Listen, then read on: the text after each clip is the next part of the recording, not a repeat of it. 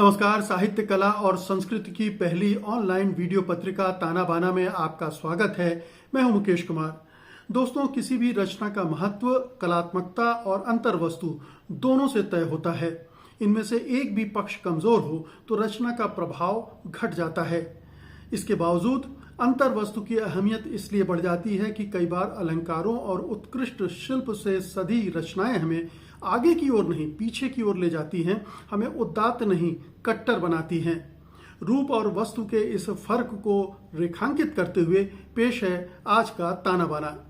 ताना बाना में आज आप देखेंगे साहित्य अकादमी द्वारा नाटक के लिए दया प्रकाश सिन्हा को दिए गए पुरस्कार पर उठे विवाद पर गर्मागर्म चर्चा, रंगकर्मी राजेश कुमार और समीक्षक अजीत राय के साथ ताबिश खैर के उपन्यास खुशी की रात की समीक्षा करेंगे प्रोफेसर अपूर्वा नंद। अंतर्राष्ट्रीय ख्याति के चित्रकार संतोष वर्मा बताएंगे कि इस समय वे किस तरह के चित्रों पर काम कर रहे हैं। वरिष्ठ कवि मदन कश्यप का कविता पाठ होगा और साथ ही मशहूर शायर खुशबीर सिंह शाद और शारिक कैफी सुनाएंगे अपनी गजलें। इसके अलावा बताएंगे कुछ नई किताबों के बारे में। साहित्य अकादमी ने इस बार नाटककार दया प्रकाश सिन्हा को पुरस्कृत करके एक विवाद खड़ा कर दिया है। विवाद इसलिए खड़ा हुआ है कि अव्वल तो दया प्रकाश सिन्हा राष्ट्रीय स्वयंसेवक संघ और भारतीय जनता पार्टी के निष्ठावान कार्यकर्ता रहे हैं। दूसरे, साहित्य अकादमी ने पहली बार किसी नाटक को पुरस्कृत किया है, किसी नाटककार को पुरस्कृत किया है, जबकि हिंदी में एक से बड़े एक नाटक लेखक हो चुके हैं और आज भी मौजूद हैं। तीसरा कारण नाटक की कथा वस्तु और गुणवत्ता है। आइए इन बिंदुओं पर बात करते हैं जाने माने रंगकर्मी राजेश कुमार और नाट्य समीक्षक अजीत राय से।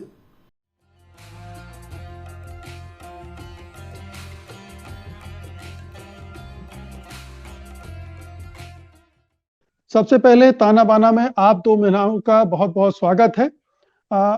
इस पूरे विवाद के दो पहलू, एक तो तकनीकी पहलू है कि जिन आधारों पर पुरस्कार दिया जाता है, जो कमेटी है वगैरह वगैरह, और दूसरा है कि उस नाटक की गुणवत्ता क्या है, ये उसका दूसरा हिस्सा है।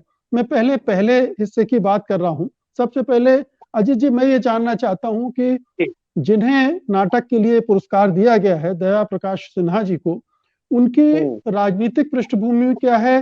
क्या वो सचमुच में संघ परिवार से काफी समय से जुड़े हुए हैं? दूसरा ये कि वो जो समिति बनी है, क्या उसमें भी ऐसे लोग हैं जिनका ताल्लुक संघ परिवार से है? देखिए, मुझे जहां तक लगता है, जिस तरह से हमारी संस्कृति के क्षेत्र में दूसरी संस्थाएं जिस तरह से संघ परिवार और दक्षिणपंथी राजनीति की शिकार मान ली गई हैं, उनमें साहित्य अकेडमी में अभी भी थोड़ी बहुत स्वायत्तता बची हुई है। और उसकी जूरी में जैसे दिविक रमेश के बारे में मुझे सूचना नहीं है कि वो संघ परिवार से हैं, जो कि जूरी के एक सम्मानित सदस्य थे। दया प्रकाश सिन्हा के नाटककार होने पर मुझे कोई संदेह नहीं है।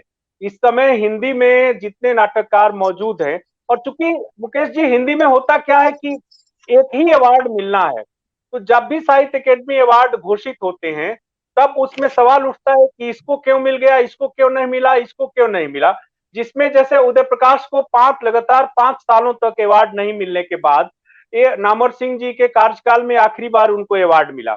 उसी तरह से आप देखिए कि मनु भंडारी या राजेंद्र यादव और कई सैकड़ों लेखक हिंदी में ऐसे गिनाए जा सकते हैं जिनको साहित्य अकेडमी अवार्ड नहीं मिला। एक ही मिलना होता। अजय जी, मेरा पहले सवाल, क्या दया प्रकाश जी का संबंध संघ परिवार से है? हमें पता चला कि वो संस्कार भारती से लंबे समय से जुड़े हुए हैं। जी, वो संस्कार भारती से ही लंबे समय से नहीं जुड़े हुए हैं, बल्कि वो उनमें कोई पर्दा नहीं है। जिस समय अटल बिहारी वाजपेयी जी प्रधानमंत्री थे, उस समय वो भारतीय जनता पार्टी के सांस्कृतिक प्रकोष्ठ के प्रमुख थे, और वो एक लंबे अरसे से दक्षिणपंथी राजनीति से जुड़े हुए हैं। लेकिन उनका भीतर बहुत बड़ा विरोध भी होता रहा है, क्योंकि मैं उनको निजी तौर पर जानता हूं और उनकी ईमानदारी और चरित्र और बाकी चीजें संदिग्ध नहीं है, वो असंदिग्ध हैं। भारत भवन में भी वो बनाए गए थे भाजपा के सरकार में, तो वहां से भी उनको लड़ाई झगड़ा हो गया और फिर वहां से उनको हटना पड़ा। तो दक्षिणपंथी राजनीति से जुड़े हुए हैं। संघ परिवार से हैं कि नहीं, इसकी जानकारी मुझे नहीं है। जी, और संस्कार राजेश जी, भारती आप इसमें कुछ जोड़ना चाहेंगे कि आपको लगता है कि ये पुरस्कार किसी तरह से बायस है, पक्षपातपूर्ण है, वैचारिक आधार पर, राजनीतिक आधार पर, इसमें कहीं कोई इस तरह से काम हुआ है जो नहीं होना चाहिए था? देखिए, उनकी राजनीतिक प्रतिबद्धता के बारे में जैसा अजीत जी ने कहा, वो बहुत स्पष्ट है। वो हर जगह इंस्टाग्राम में भी लिखा हुआ है, सॉरी उनके विकिपीडिया में भी, कि वो national convener BJP cultural centre के वो नेशनल कन्वेनर है। और इन्होंने अभी इंटरव्यू जो है पुरस्कार घोषणा के बाद जो इंटरव्यू में कहा भी है कि मैं सनातनी विचारधारा का को मानता हूं, संघ का स्वयंसेवक हूं, वो साफ कह रहे हैं, लेकिन इसका मेरे लेखन से कोई संबंध नहीं है। विचारधारा और रचनात्मकता दो अलग चीजें हैं। ये अभी इन्होंने दैनिक जागरण को एक साक्षात्कार में कहा है। और साथ ही साथ एक और भी उनका एक बयान हिंदुस्तान में दिया था इन्होंने साक्षात्कार में। ये भी कह रहे हैं वो उसमें कि मैं राष्ट्रवादी साहित्यकार हूं, और पहली बार साहित्य अकादमी ने किसी राष्ट्रवादी साहित्यकार को पुरस्कृत किया है। इसके पहले जब भी जितने लोगों को पुरस्कार दिए गए हैं, किसी न किसी विचारधारा के तहत ही दिए गए हैं। तो ये कहना कि बहुत साफ नहीं लगता है कि उनकी प्रतिबद्धता किसी पार्टी या किसी संघ से नहीं है। बिल्कुल संघ से है, ये घोषित से कहते भी हैं, और इसलिए उसका प्रभाव भी रचनात्मकता में आएगी। ये कोई नहीं कह सकता है कि मैं जो रचना करता हूँ, मेरी विचारधारा, मैं जब लिखते वक्त मेरी विचारधारा अलग होती है और रचनात्मकता अलग होती है, उसका प्रभाव कहीं न कहीं दिखता है। ये जो है अभी विवाद जैसा आप बता रहे हैं, ये नाटक तो लिखा गया बहुत पहले का, 2013 का है, और 2015 में इसका वाणी प्रकाशन ने शायद पब्लिश किया था, तो इसका साहित्य अकादमी में शायद इसका लोकार्पण भी हुआ है। तो इतने वर्षों के बाद ये किसी भी सोचने के लिए विवश करता है कि इतने वर्षों के बाद इस नाटक पर नजर क्यों पड़ रही है। कहीं राजनीतिक दबाव तो नहीं है, क्योंकि ये हिंदी में तो पहले नाटककार हैं। इसके पहले अगर देखें तो मोहन राकेश या धर्मवीर भारती एक बहुत बड़े नाटककार हमारे बीच हैं थे, उन्हें भी ये पुरस्कार नहीं मिल पाया। और भी इस कड़ी में अगर देखें, जिन्हें संगीत नाटक अकादमी पुरस्कार तो मिला है, लेकिन ये साहित्य अकादमी का जो है इसमें नहीं मिला है। तो ये इसीलिए लोगों के अंदर ये इस तरह के सवाल खड़े हो रहे हैं कि जिन्हें 2001 में भीष्म सानी के साथ ही ये पुरस्कार संगीत नाटक अकादमी का मिल चुका है, ये दोबारा किस दबाव में दिया जा रहा है। तो ये एक बहस और क्या अजीत कहते जी, हैं कि है। आपकी टिप्पणी चाहेंगे, फिर हम उसके नाटक के कलात्मक पक्षों पर आएंगे। एक छोटी सी टिप्पणी, अभी तक साहित्य अकादमी ने किसी हिंदी के नाटककार को पुरस्कृत नहीं किया है। ऐसा क्यों है कि पहली बार ही दया प्रकाश सिन्हा उनको अच्छे लगे और पुरानी कृति को उठाते हुए उनको पुरस्कृत किया गया? पुरानी कृति गैर कानूनी नहीं होगी, क्योंकि साहित्य अकेडमी के कानून के अनुसार 5 सालों में प्रकाशित कृतियों पर दिया जाता रहा होगा। अब आप जैसे जिस समय नामवर सिंह जी संयोजक थे हिंदी समिति के, उस समय ऐसा सवाल नहीं उठा था कि अरुण कमल प्रगतिशील लेखक संघ, जूरी के तीनों सदस्य प्रगतिशील लेखक संघ, जाहिर है प्रगतिशील लेखक संघ सीपीआई की एक इकाई है। उसी तरह राजेश जोशी जनवादी लेखक, सब हमारे मित्रों की जमात है, हम सब ने उनके साथ काम किया है। तो उस समय कभी ये सवाल नहीं उठा कि क्यों ये वामपंथी रचनाकारों को पुरस्कार दिए जा रहे हैं। लेकिन अब यदि मेरा कहना है कि दया प्रकाश सिन्हा के नाटकों पर बात करनी चाहिए, बजाय इसके कि हम ये ढूंढे कि उनको क्यों अवार्ड मिल गया, क्योंकि तब फिर हम ढूंढने लगेंगे तो ये देखेंगे कि फिर वामपंथी रचनाकारों को 50 सालों में 45 अवार्ड क्यों मिल गए। मैं बिल्कुल मानता हूं कि जिनको अवार्ड मिले हैं उनकी कृतियां गुणवत्ता के लिहाज से ठीक है। जैसे हम उदय प्रकाश को जब मिला था मोहनदास पर, तो उस समय वो किसी भी संगठन के सदस्य नहीं थे, मेरी जहां तक जानकारी है, ना तो वो वामपंथी थे, ना वो लिबरल डेमोक्रेट के किसी कांग्रेस के संगठन के थे, लेकिन वो एक जमाने में प्रगतिशील लेखक संघ और जवाहरलाल नेहरू संघ में रहे हैं, तो उससे आकलन नहीं किया जाना चाहिए लेखन का, मेरा ये मानना है। जी, तो अब हम इस पर आते हैं कि इस नाटक में विचारों के आधार पर, कलात्मकता के आधार पर, गुणवत्ता के आधार पर, ये जो 3 कसौटी अगर हम मान लें, उस आधार पर राजेश जी कैसा है ये नाटक? देखिए, इस दया प्रकाश सिन्हा जी की जो पहचान है, किसी भी रंगकर्मी से अगर पूछें अगर, तो कथा एक कंस जो नाटक है, वो उस रूप से उनकी एक अलग पहचान है। और जब भी तो इसी को याद भी करते हैं। ये नाटक अभी 2-3 वर्ष से ही आया है। ज्यादा लोगों ने इस नाटक का मंचन नहीं किया है। ऐसा नहीं हो कि लोगों की नजर नहीं गई होगी। 2015 में ये प्रकाशित नाटक है, लेकिन ये ज्यादा नाटक नहीं खेला गया। रंगभूमि में पहली बार किया गया था, दिल्ली में श्री राम सेंटर में किया गया है मंचन उसका। ये नाटक जो है, अगर आप देखें उस नाटक को, तो विशेषकर कथा कंस की, जहां एक नकारात्मक चरित्र में, खल चरित्र में एक उन्होंने नायकत्व ढूंढने की कोशिश की है ना? उसमें मूल लब्बे लुबाब यही है। उसी तरह से अशोक है, सम्राट अशोक जो नाटक है उनका, सब लोगों में मान्यता है कि हम सम्राट अशोक बहुत बड़े हमारे राजा हुए हैं। उनका कलिंग की युद्ध के बाद उनका जिस तरह से हृदय परिवर्तन होता है, और हमारे देश में जिस तरह से बुद्धिज्म को उन्होंने हमारे देश में स्थापित किया, जिसको कहते हैं, और राजधर्म भी बनाया। ये नाटक जो है अशोक की कहानी तो रख देता है पूरे, आप देखिएगा शुरू से लेकर अंत तक कहानी कहता है, लेकिन कन्फ्लिक्ट उनका किसी से नहीं होता है। कन्फ्लिक्ट इसमें क्या है कि एक तरफ वो जो बौद्ध को जो उन्होंने राजधर्म बनाया उन्होंने, उसका, और उस वक्त के वर्तमान में का जो सनातन धर्म है, जिसके रिप्रेजेंटेटिव जो है राधा गुप्त, जैसा कि इसमें नाटककार ने चाणक्य के पौत्र के रूप में उसको इस्तेमाल किया है, वो डोमिनेट कर रहा है। और बार बार उस राधा गुप्त का चरित्र भी अगर आप देखें तो उसी तरह का है, जिस तरह से चंद्रगुप्त को स्थापित करने में चाणक्य की भूमिका दिखती है। पूरे नाटकों में, जितने भी हमारे हिंदी साहित्य में जो नाटक मिलते हैं, आप ये कहना चाहते हैं कि एक तरह का ब्राह्मणवाद इसमें दिखता है, एक तरह का ब्राह्मणवाद और हिंदू राष्ट्रवाद दिखता है। इसमें वही कन्फ्लिक्ट है।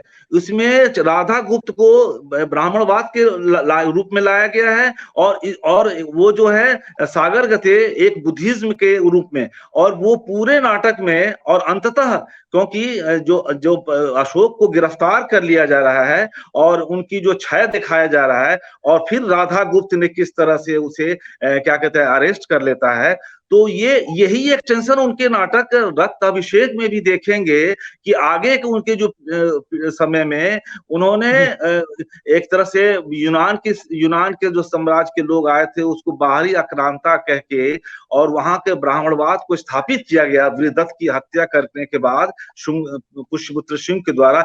यहाँ भी इस नाटक में मूल रूप से यही है।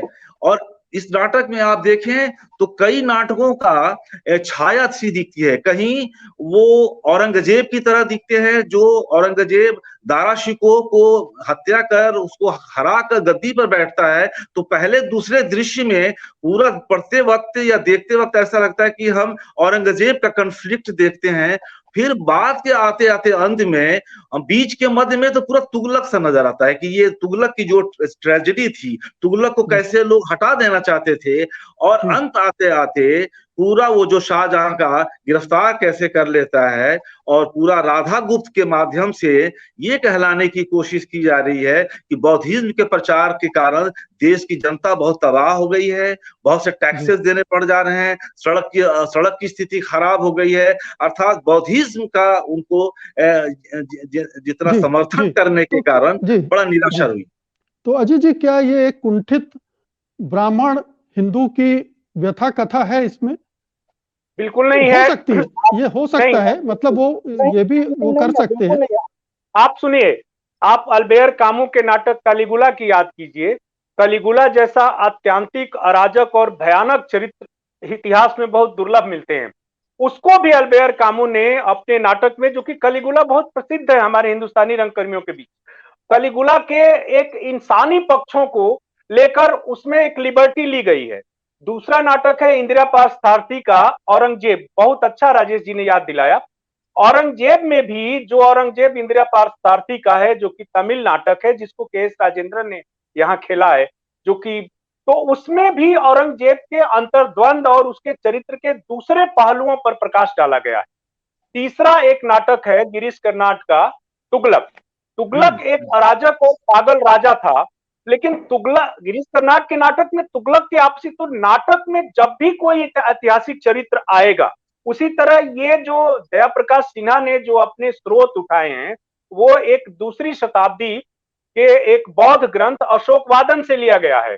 अशोक का तो कार्यकाल ईसा पूर्व 250 साल पहले का है, और ये है। अभी हमारे देश में समस्या क्या है कि हम एक इतिहास विहीन बौद्ध लोग हैं। अभी 250 साल पहले हिंदुस्तान में किसी ने अशोक का नाम ही नहीं सुना था।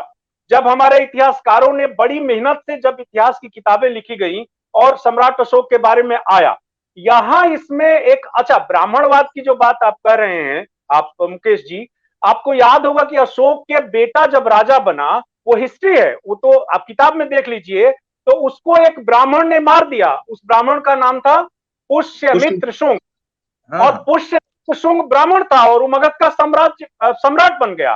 तो ब्राह्मण, और उसने बहुत बौद्ध विहार उजाड़े, बौद्धों की हत्याएं करवाई, बौद्ध मठों को, हाँ, बल्कि उसने घोषणा की थी कि एक बौद्ध का सिर लाने पे 100 स्वर्ण मुद्राएं मिलेंगी, और पुष्यमित्र सिंह के वक्त ही तमाम जो उस वक्त जो है बौद्ध मठों को तोड़ा गया था।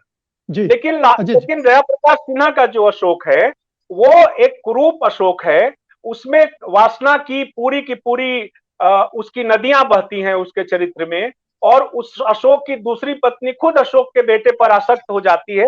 ये एक अलग तरह का वृतांत है जो दया प्रकाश सिन्हा ने लिखने की कोशिश की है।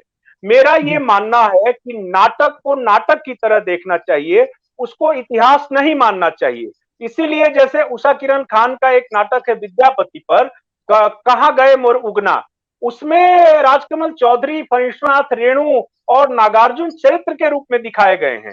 तो देश में मैं ऐसे सैकड़ों नाटकों का उदाहरण बता सकता हूं जिसमें इतिहास से नाटककारों ने लिबर्टी ली है, और वो खुद इनके राजेश जी के नाटक गांधी और अजय जी एक चीज है, एक प्रश्न है, लिबर्टी लेना एक बात है, लेकिन उस लिबर्टी का उपयोग दुरुपयोग दूसरी बात है। अगर आप उस लिबर्टी का इस्तेमाल एक खास विचारधारा को प्रोपोगेट करने के लिए कर रहे हैं, जो कि आप लोगों की बातचीत से मुझे लग भी रहा है कि उन्होंने इसका इस्तेमाल हिंदुत्व और ब्राह्मणवाद को पुष्ट करने के लिए किया, क्योंकि उनको बौद्ध धर्म से नाराजगी है, उनसे शिकायत है, तो उनको बौद्ध धर्म के जो नायक हैं उसको उनको तोड़ना है, ध्वस्त करना है, तो अशोक को इस रूप में प्रस्तुत किया उन्होंने। लेकिन ठीक है, वो रचनाकार की ये स्वतंत्रता होती है, वो उसमें हम नहीं कह सकते, अभिव्यक्ति की स्वतंत्रता अगर दूसरे तरह से लोगों को है तो उनको भी है, वो भी कर सकते हैं। ये तो दर्शकों को चुनना है कि उन्हें क्या ठीक लग रहा है या नहीं लग रहा है। लेकिन इस वजह से ये पुरस्कार थोड़ा सा संदेह के घेरे में तो आ ही जाता है कि इस तरह के विचारों को अगर साहित्य अकादमी अपनी संस्तुति देती है पुरस्कारों के जरिए, तो एक प्रश्न चिन्ह बहुत बड़ा लग जाता है। समय कम है, इसलिए बातचीत को हमको यहीं रोकना। जी नहीं, यदि इस पुरस्कार पर प्रश्न चिन्ह है तो साहित्य अकेडमी द्वारा दिए गए अब तक के सारे पुरस्कारों पर प्रश्न चिन्ह है। मैं उस समूह का रहा हूं, मैं खुद उस गैंगवार में शामिल रहा हूं कि कैसे किसको पुरस्कार दिलवाए जाते थे और कैसे नहीं मिलते थे पुरस्कार। आप जानते हैं कि मैंने ये तमाम नामोर के जमाने में और हजारी प्रसाद द्विवेदी के भी जमाने से शुरू हुआ। उस पर हमें नहीं जाना चाहिए, उस पर नहीं जाना चाहिए। मैं बिल्कुल सहमत हूं।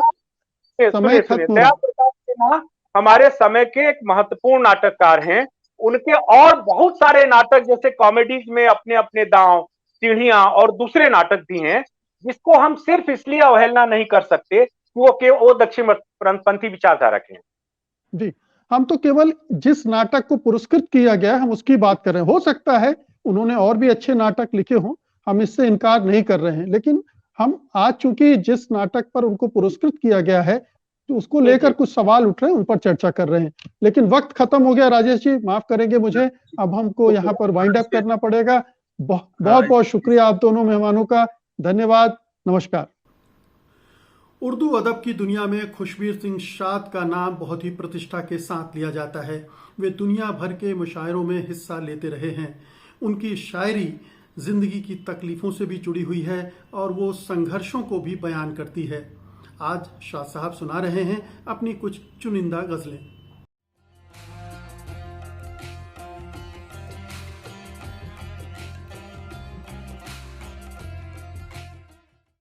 गजल का मक्ता।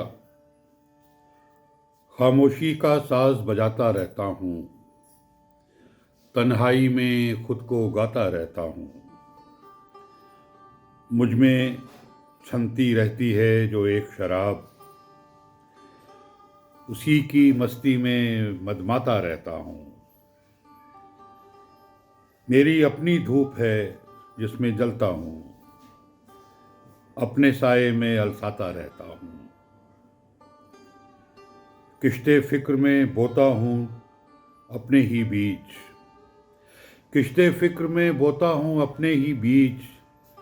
अपनी फसलें खुद ही उगाता रहता हूँ। किन खुशियों पर आखिर इनको खर्च करूँ, किन खुशियों पर आखिर इनको खर्च करूँ। शौक के जो लम्हात कमाता रहता हूँ। कट जाते हैं रोज़ बिसाते जां पर जो, कट जाते हैं रोज़ बिसाते जां पर जो। फिर से उन्हीं मोहरों को सजाता रहता हूँ। वाकिफ़ हूँ मैं दिल के चप्पे चप्पे से, वाकिफ़ हूँ मैं दिल के चप्पे चप्पे से। इसमें अक्सर आता जाता रहता हूँ। वाकिफ़ हूँ मैं दिल के चप्पे चप्पे से, इसमें अक्सर आता जाता रहता हूँ। ये कारे तख्लीक मेरा है सबसे अलग, ये कारे तख्लीक मेरा है सबसे अलग। पस मंज़र मंज़र से मिलाता रहता हूँ। शायद कोई भी चेहरा उभरे मिट्टी से, शायद कोई भी चेहरा उभरे मिट्टी से। मैं बस अपना चाक घुमाता रहता हूँ।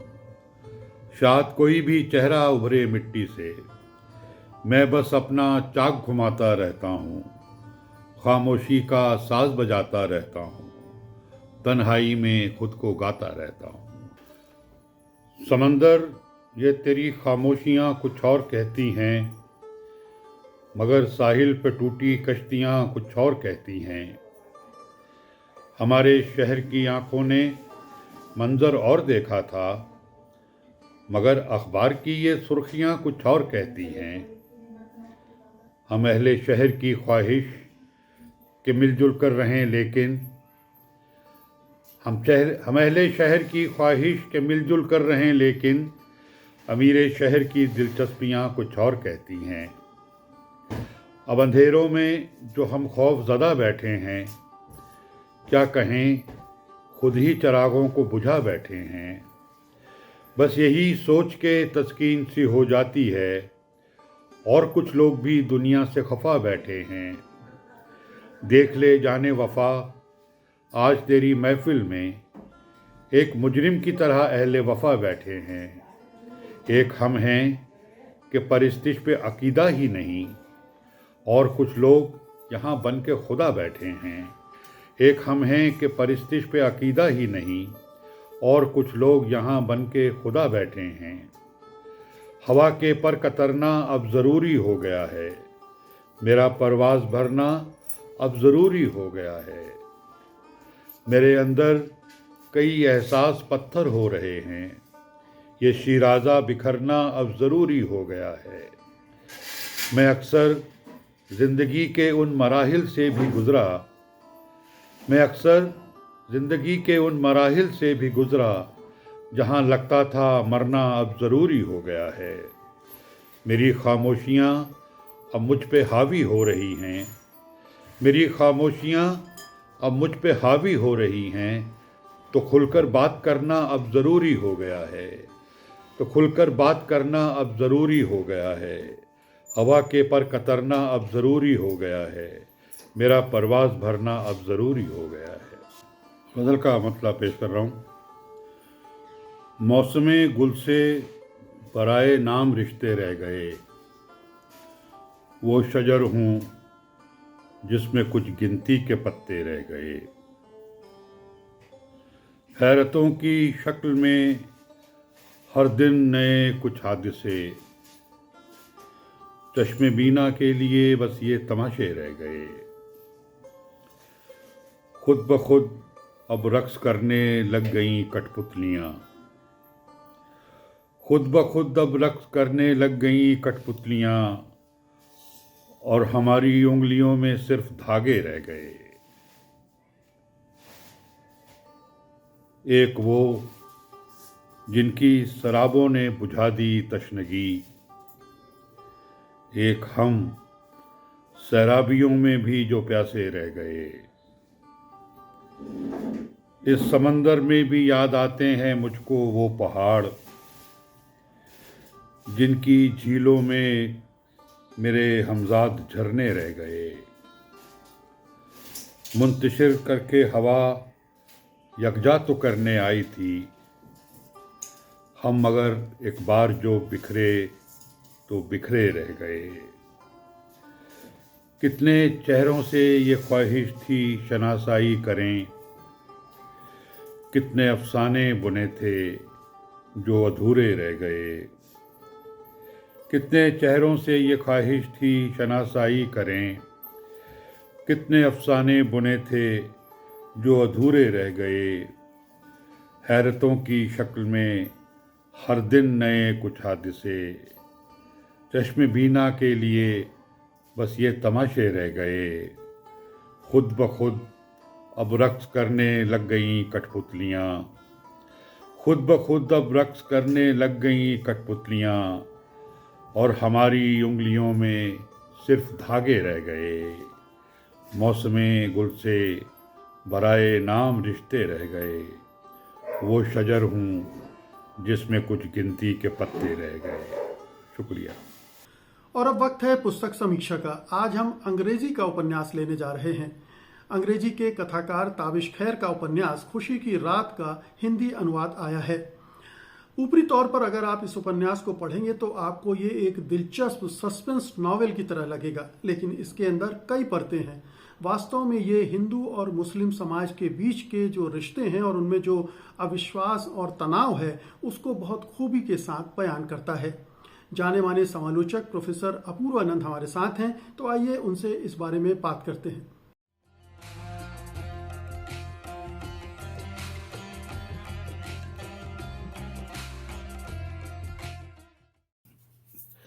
ताना बाना में आपका स्वागत है पूर्वानंद जी। नमस्कार मुकेश जी। नमस्कार।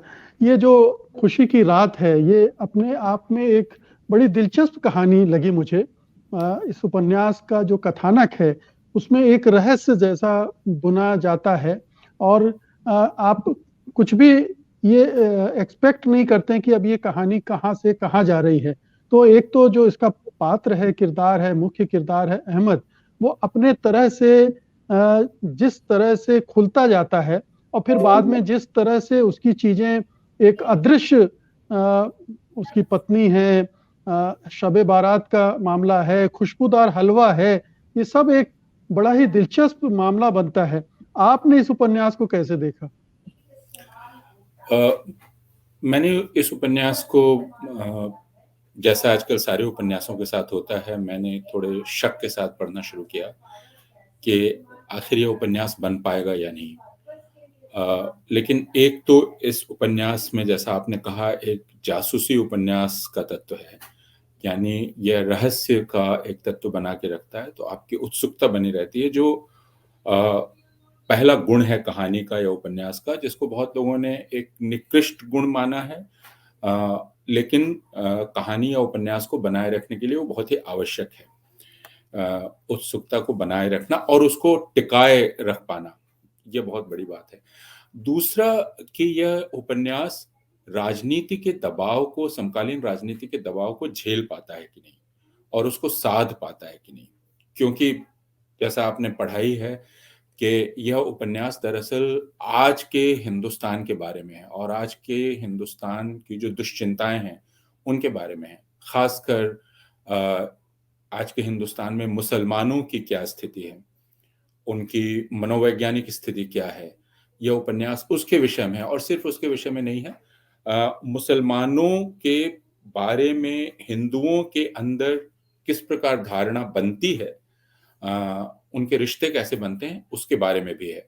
तो ये एक बहुत नाजुक सा विषय था जिसको संभालना किसी उपन्यास के लिए कठिन होता है। और अगर हम याद करें तो पिछली बार हम बात कर रहे थे राकेश कायस्थ के उपन्यास की, और उसने भी बहुत कामयाबी के साथ साधा इसे, समकालीन राजनीति के दबाव को।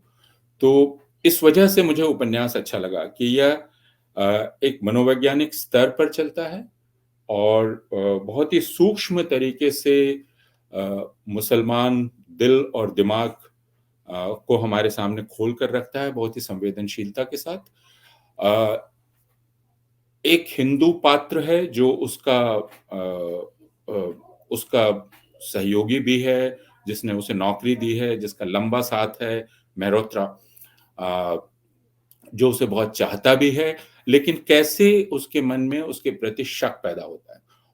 और उसके लिए जो औपन्यासिक युक्ति अपनाई गई है वो बहुत अच्छी है कि वह जब अपने घर ले जाता है उसको एक तूफान, बारिश और तूफान की रात में, और वहां कहता है कि आज शब बारात है, और आपने देखा ही होगा कि वह सिर्फ एक दिन छुट्टी लेता है शब बारात के रोज, और शब बारात का मतलब नहीं मालूम है उसके मालिक को, मेहरोत्रा को, और वह उसे बतलाता है कि शब बारात क्या होती है, जिसमें आप अपने पूर्वजों को याद करते हैं। लेकिन यह शब बारात एक बहुत सुंदर धुरी है, या एक धुरी है जिसके इर्द गिर्द आप अहमद के जीवन को बनते हुए देख सकते हैं और एक तरह से खुलते हुए भी देख सकते हैं।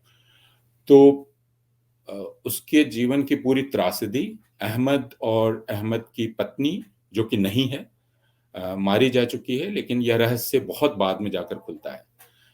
तो वह जो शब बारात को अपनी पत्नी के हाथ का बनाया हुआ हलवा निमकी के साथ खिलाता है मेहरोत्रा को, जो हलवा है ही नहीं प्लेट में, और जिसे मेहरोत्रा देखता है कि अहमद बहुत जायके के साथ खा रहा है, स्वाद लेकर खा रहा है, और वो गायब हलवा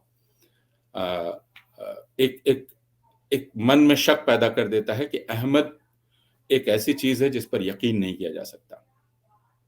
और फिर वह उसके रहस्य को जानने की कोशिश करता है, और तब उसे सिर्फ अहमद की जिंदगी पता नहीं चलती है, पाठक को भारत में मुसलमान के रूप में रहने की मुश्किलों का एहसास होता है।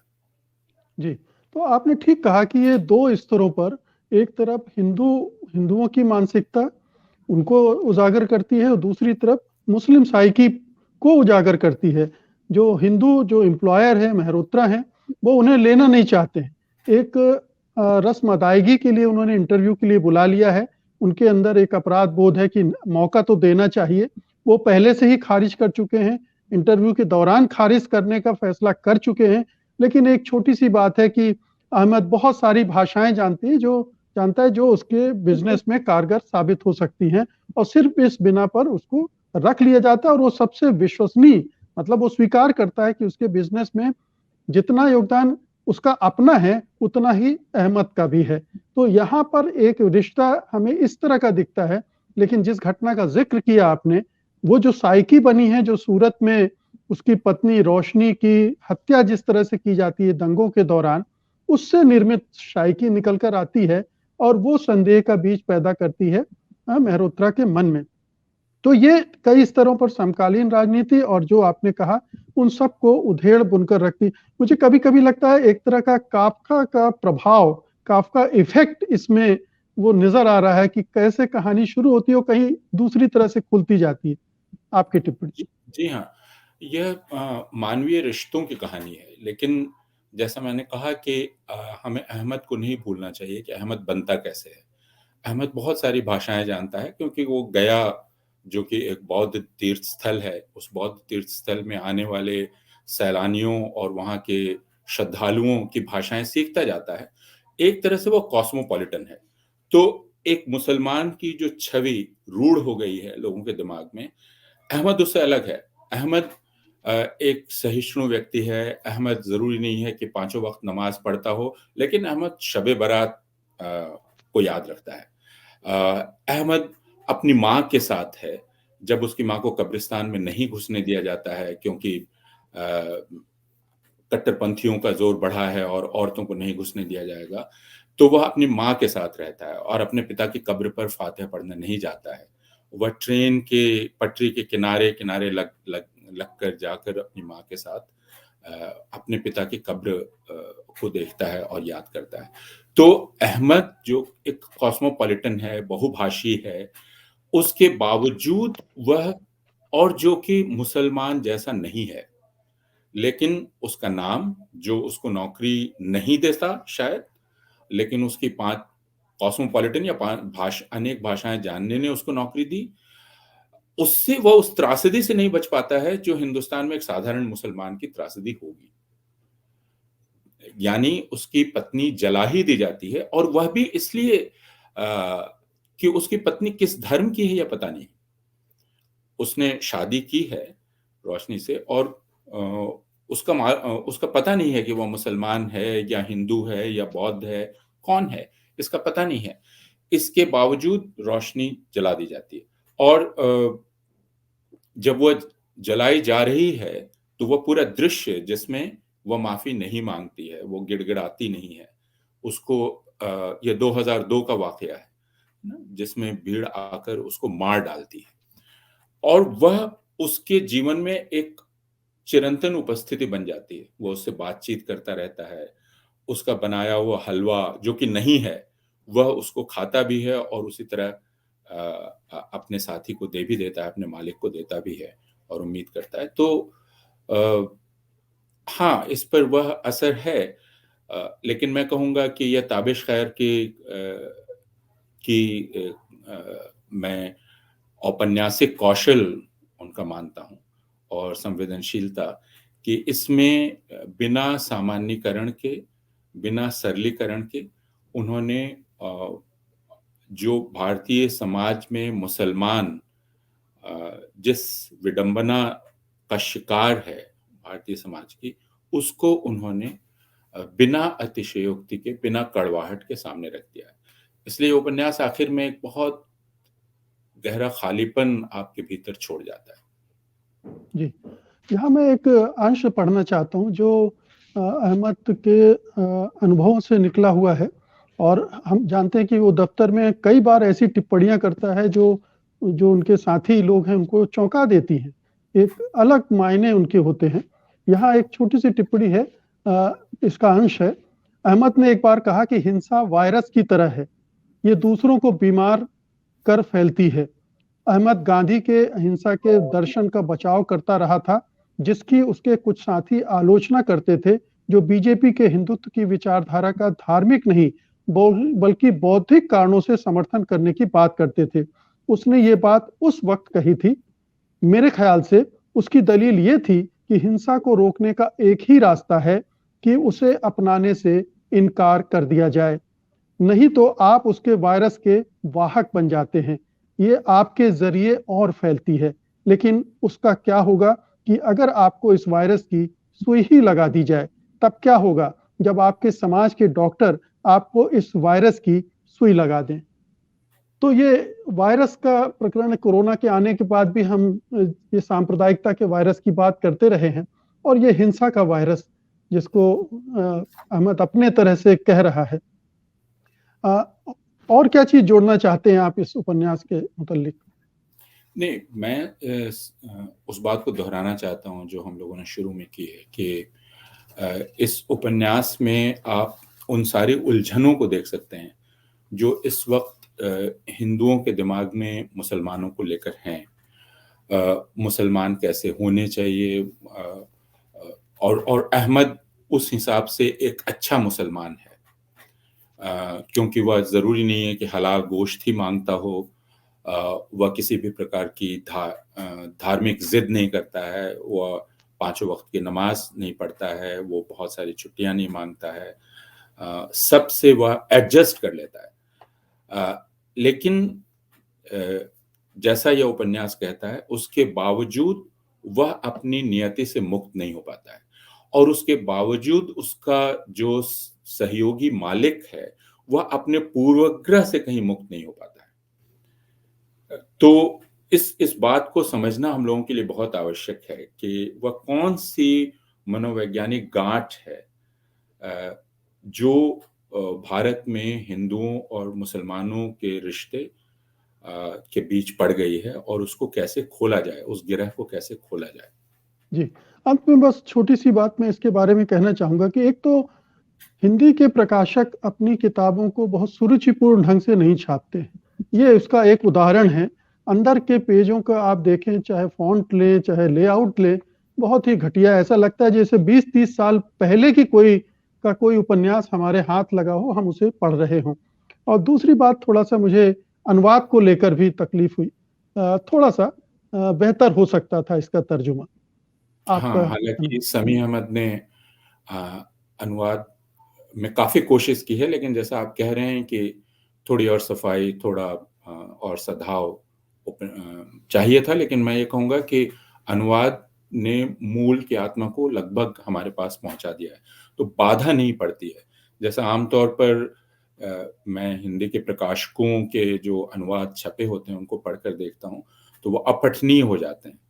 उस दृष्टि से अपठनीय नहीं है। इसकी एक वजह होगी कि समी को उर्दू की जानकारी भी है, और समी खुद भी गया के हैं, तो उस पूरी पृष्ठभूमि की जानकारी भी उनको है, तो वो कर पाए होंगे। लेकिन जैसा आपने कहा कि अनुवाद में थोड़ी और सफाई की आवश्यकता थी।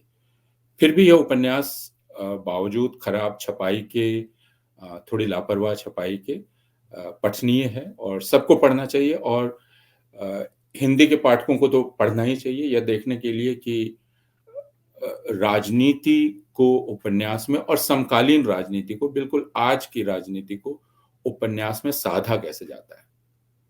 जी, और कैसे बहुत ही कसा हुआ नॉवेल लिखा जा सकता है, जिसमें एक भी लाइन आपको फालतू नहीं लगती है, सब जरूरी चीजें हैं वहां पर। बहुत बहुत शुक्रिया अपूर्वानंद जी इस पुस्तक की समीक्षा के लिए, धन्यवाद आपका। वरिष्ठ कवि मदन कश्यप वैचारिक स्पष्टता और अपनी प्रतिबद्धता के लिए जाने जाते हैं। उनकी कविताओं में लोक जीवन और संस्कृति की विभिन्न छटाएं देखने को मिलती हैं। वे स्मृतियों को बचाने के लिए भी प्रयासरत नजर आते हैं। आज वो सुना रहे हैं अपनी कुछ कविताएं।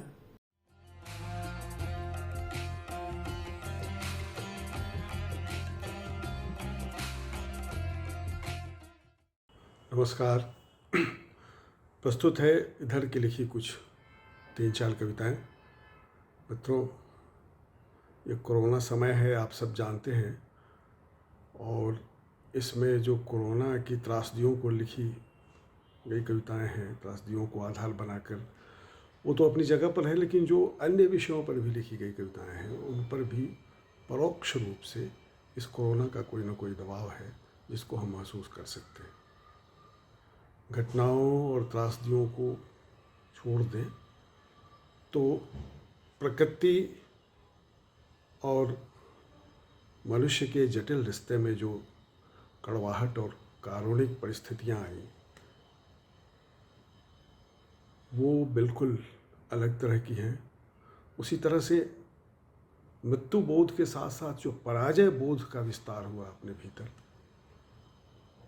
तो वो भी एक बहुत उल्लेखनीय मसला है।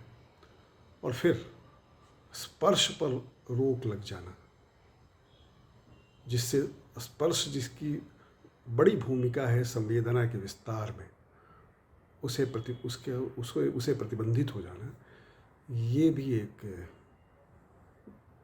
बहुत ही त्रासद विडंबना है। तो इन तीनों चीज़ों में इसके माध्यम से भी कुछ बातें कहने की कोशिश की है। कविताएं आपके सामने। पहली कविता का शीर्षक है खो गया है। नदी भी है और गांव भी है, बस घाट कहीं खो गया है, बस घाट कहीं खो गया है। दूर दूर रहने या डूब डूब जाने से अलग एक शीतल स्पर्श का बाट कहीं खो गया है। लहरें उठ रही हैं, लहरें उठ रही हैं, सघन छायाएं भी वृक्ष की हैं, सघन छायाएं भी वृक्ष की हैं। खाटें बिछी हैं, नावें बंधी हैं, बस हलचल जीवन की कहीं दूर दूर तक नहीं है। बिना जिसके समय का ठाट कहीं खो गया है, समय का ठाट कहीं खो गया है। घाट कहीं खो गया है, नदी भी है और गांव भी है, बस घाट कहीं खो गया है। धन्यवाद। और दूसरी कविता का शीर्षक है पराजय का गीत। पराजय का गीत। कुछ लोभी इच्छाएं अगर अब भी बची हैं तो रहें, कुछ लोभी इच्छाएं अगर अब भी बची हैं तो रहें, पड़ी रहे मन के किसी कोने में। मैं तो अब इस पराजय को स्वीकार करता हूँ, इसी के साथ जीना चाहता हूँ, इसी के साथ जीना चाहता हूँ। बेचैनी में तो बीतेंगी विजेताओं की रातें, बेचैनी में तो बीतेंगी विजेताओं की रातें।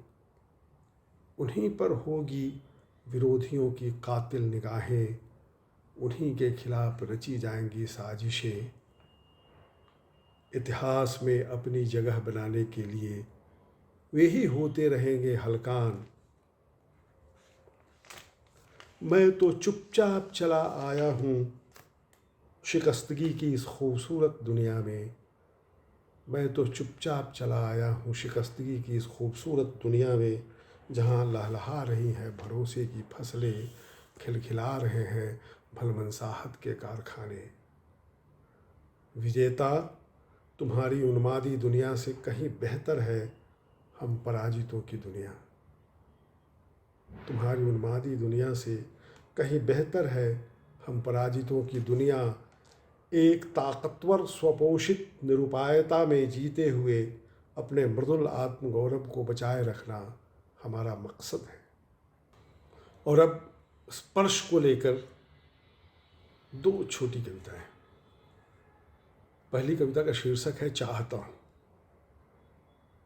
तुम्हारे प्रशस्त कटि प्रदेश को बाहों में समेटते हुए सो जाना चाहता हूँ चिरनिद्रा में। मौत आए तो इतनी चुपचाप आए कि तुम मेरे बालों में अंगुलियाँ फिराती रहो और काफ़ी देर तक तुम्हें पता ही नहीं चले कि मैं जा चुका हूँ। मौत आए तो इतनी चुपचाप आए कि तुम मेरे बालों में अंगुलियाँ फिराती रहो और काफ़ी देर तक पता ही नहीं चले कि मैं जा चुका हूँ। मरने के बाद भी मुझे इसी तरह छूना, मरने के बाद भी मुझे इसी तरह छूना, ऐसे ही पलके झुका कर शर्माना और मुँह फेर कर मुस्कुराना, और मुँह फेर कर मुस्कुराना। चाहता हूँ मेरा सब कुछ तुम्हें इस तरह मिल जाए, मेरा सब कुछ तुम्हें इस तरह मिल जाए कि मृत्यु के लिए कुछ भी नहीं बचे, कि मृत्यु को कुछ मिले ही नहीं। मैं चाहता हूँ मेरा सब कुछ तुम्हें इस तरह मिल जाए कि मृत्यु को कुछ मिले ही नहीं। और सबसे अंत में 3 पंक्तियों की एक छोटी सी कविता। ये शायद मेरी सबसे पहली कविता थी कोरोना काल में, पहले लॉकडाउन के दरमियान लिखी गई। एक तुम्हारा स्पर्श ही तो था कि जिसके होने से होती थी ईश्वर की अनुभूति। एक तुम्हारा स्पर्श ही तो था कि जिसके होने से होती थी ईश्वर की अनुभूति।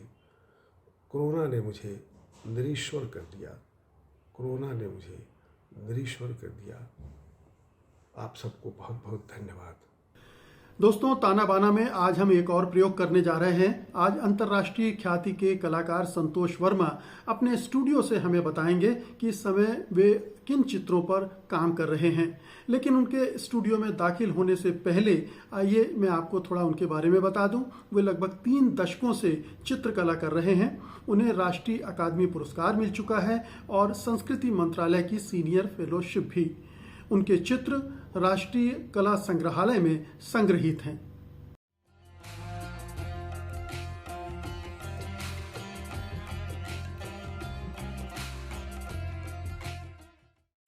ताना बाना के दोस्तों को नमस्कार कर रहा हूं और आइए मैं आज आपको दिखाता हूं कि आजकल मैं अपने स्टूडियो में किस तरह का मैं काम कर रहा हूं। मैं ये एक चित्र भी बना रहा हूं, अधूरा है। मैं लेयर बाय लेयर काम करता हूं, इसमें करीब 2 लेयर लग चुके हैं और इसके बाद मुझे ना इसके ऊपर आकार दिखने लगते हैं और मैं डायरेक्ट कैनवास पे ही आकार बनाने शुरू करता हूं। मैं कभी भी इसके लिए कोई लेआउट पहले से नहीं बनाता और मैं आपको और अपने चित्र दिखाता हूं। ये देखिए, ये मेरे चित्र हैं।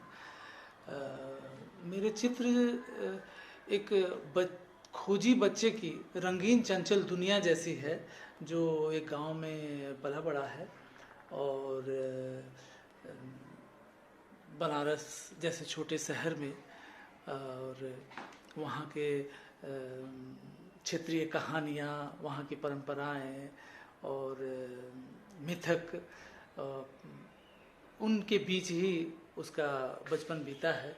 तो वो चीज़ें कहीं न कहीं इसमें किसी न किसी रूप में ज़रूर आती हैं और इसको आप ऐसे कह सकते हैं कि हमने इसके जो आकार है वो ग्रामीण कला से प्रभावित हो करके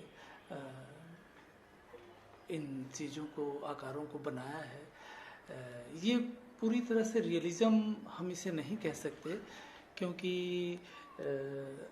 इसमें काफ़ी एब्स्ट्रैक्शन है और मैं 20-25 साल एब्स्ट्रैक्ट पेंटिंग करता था और उसमें भी समय समय पर काफ़ी बदलाव होते थे, मगर पिछले 5 सालों में अचानक मेरे चित्रों में इस तरह के बदलाव आए और मैं फिर इस तरह से काम करने लगा।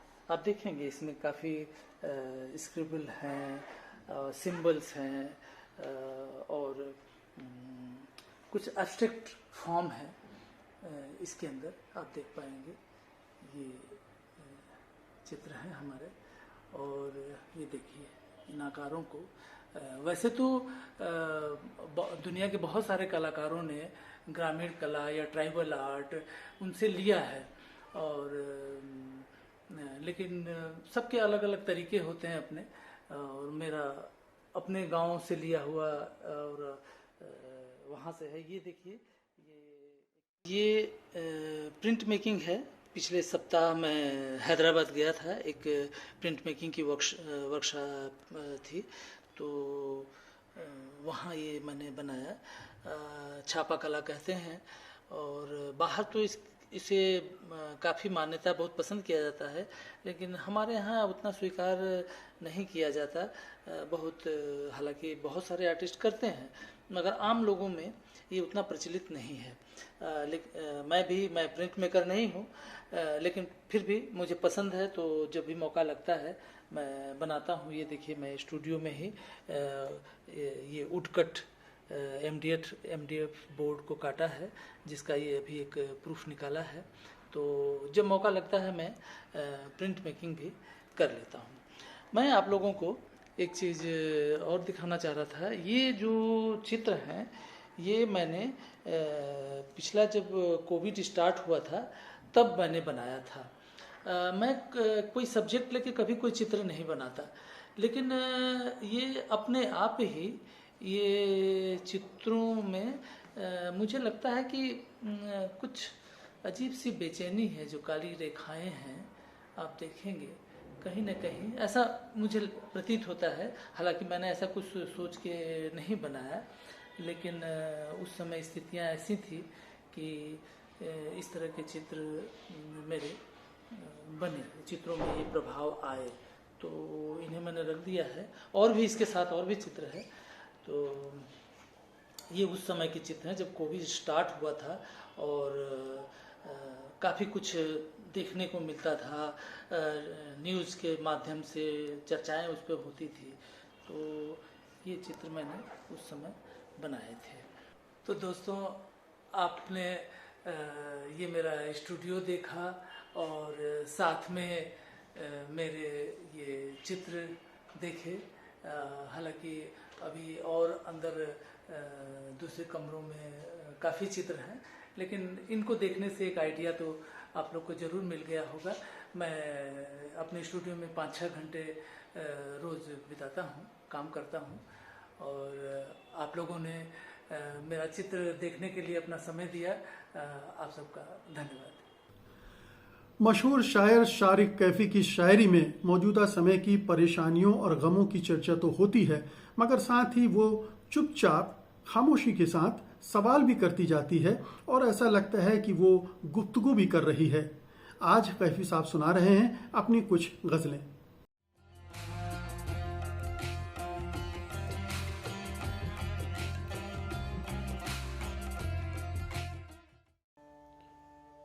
मतलब देखिए कि एक दिन खुद को अपने पास बिठाया हमने,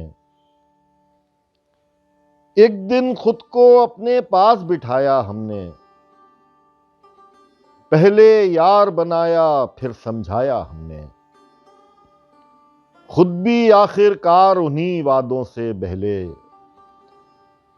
खुद भी आखिरकार उन्हीं वादों से बहले, जिनसे सारी दुनिया को बहलाया हमने। भीड़ ने यूं ही रहबर मान लिया है वरना, भीड़ ने यूं ही रहबर मान लिया है वरना, अपने अलावा किसको घर पहुंचाया हमने। मौत ने सारी रात हमारी नफ्स टटोली, मौत ने सारी रात हमारी नफ्स टटोली, ऐसा मरने का माहौल बनाया हमने। घर से निकले चौक गए फिर पार्क में बैठे, घर से निकले चौक गए फिर पार्क में बैठे, तन्हाई को जगह जगह बिखराया हमने। दुनिया के कच्चे रंगों का रोना रोया, दुनिया के कच्चे रंगों का रोना रोया, फिर दुनिया पर अपना रंग जमाया हमने। तुमको एक बेजान खिलौना मान लिया था, तुमको एक बेजान खिलौना मान लिया था, देखा तुमने कैसा धोखा खाया हमने। जब शारिक पहचान गए मंजिल की हकीकत, जब शारिक पहचान गए मंजिल की हकीकत, फिर रास्ते को रास्ते भर उलझाया हमने। एक दिन खुद को अपने पास बिठाया हमने, पहले यार बनाया फिर समझाया हमने। एक और गजल का मतलब देखिए। हमी तक रह गया किस्सा हमारा, हमी तक रह गया किस्सा हमारा, किसी ने खत नहीं खोला हमारा। पढ़ाई चल रही है जिंदगी की, पढ़ाई चल रही है जिंदगी की, अभी उतरा नहीं बस्ता हमारा। मुआफी और इतनी सी खता पर, मुआफी और इतनी सी खता पर, सजा से काम चल जाता हमारा। किसी को फिर भी महंगे लग रहे थे, किसी को फिर भी महंगे लग रहे थे, फकत सांसों का खर्चा था हमारा। तरफदारी नहीं कर पाए दिल की, तरफदारी नहीं कर पाए दिल की, अकेला पड़ गया बंदा हमारा, तारुफ क्या कराए किसी से, तारुफ क्या कराए किसी से, उसी के साथ है साया हमारा। हमें भी चाहिए तन्हाई शारिक, हमें भी चाहिए तन्हाई शारिक, समझता ही नहीं साया हमारा। हमी तक रह गया किस्सा हमारा, किसी ने खत नहीं खोला हमारा। चंद शेर और समाप्त फरमा ले। मरना बस एक बार का दुख है, मरना बस एक बार का दुख है, दायम तो बीमार का दुख है। मरना तो एक बार का दुख है, दायम तो बीमार का दुख है। मेरा दुख है जंग में होना, मेरा दुख है जंग में होना, जख्म मेरी तलवार का दुख है। जिल्लत में क्या ऐसा नया था, जिल्लत में क्या ऐसा नया था, सिर्फ भरे दरबार का दुख है। कौन से आंसू कैसी आहें, कौन से आंसू कैसी आहें, ये एक दुनियादार का दुख है। कौन से आंसू कैसी आहें, ये एक दुनियादार का दुख है। शोर शराबा मेरी शिकायत, शोर शराबा मेरी शिकायत, सन्नाटा बाजार का दुख है। खिड़की को रोता है कमरा, खिड़की को रोता है कमरा, आंगन को दीवार का दुख है। कैसे आंख बचाऊं शारिक, कैसे आंख बचाऊं शारिक, मेज पे खातिरदार का दुख है।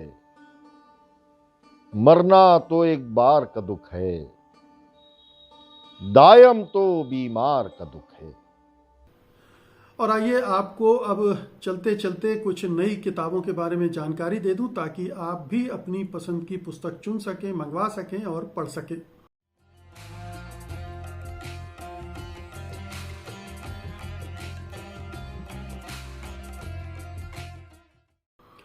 सुपरिचित कथाकार पंकज सुबीर के नए कहानी संग्रह का नाम है हमेशा देर कर देता हूं।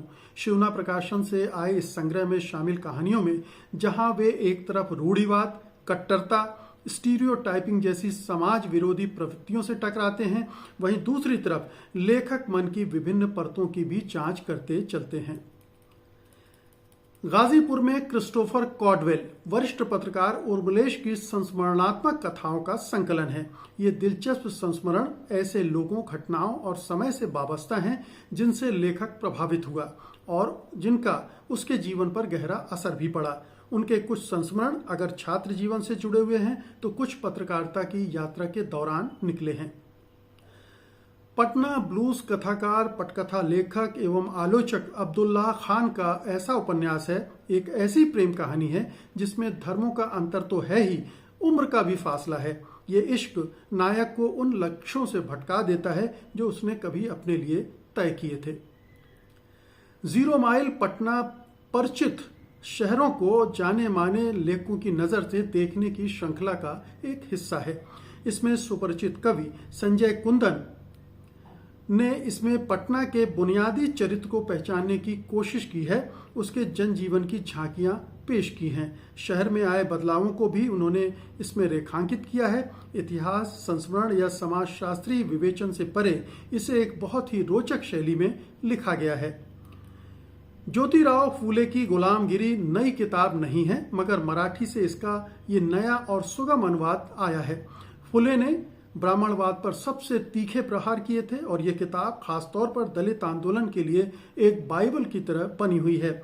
इस अनुवाद में आयवन कोस्का और राम सूरत की टिप्पणियां भी शामिल की गई हैं, जिससे इस किताब की महत्ता और भी बढ़ गई है। ताना बाना में आज बस इतना ही। आज का अंक आपको कैसा लगा हमें ज़रूर बताइएगा। हमें आपकी प्रतिक्रियाओं का इंतज़ार रहता है, वो हमारे लिए एक खुराक का काम करती हैं। अपनी प्रतिक्रियाएं भेजने के लिए हमारा मेल आईडी नोट कर लीजिए, tanabana@sathhindi.com। और अब मुझे अनुमति दीजिए, अगले रविवार को रात 9 बजे मैं फिर हाजिर होऊंगा ताना बाना के एक नए अंक के साथ। तब तक के लिए नमस्कार। सत्य हिंदी का ऐप डाउनलोड करें गूगल प्ले स्टोर पर।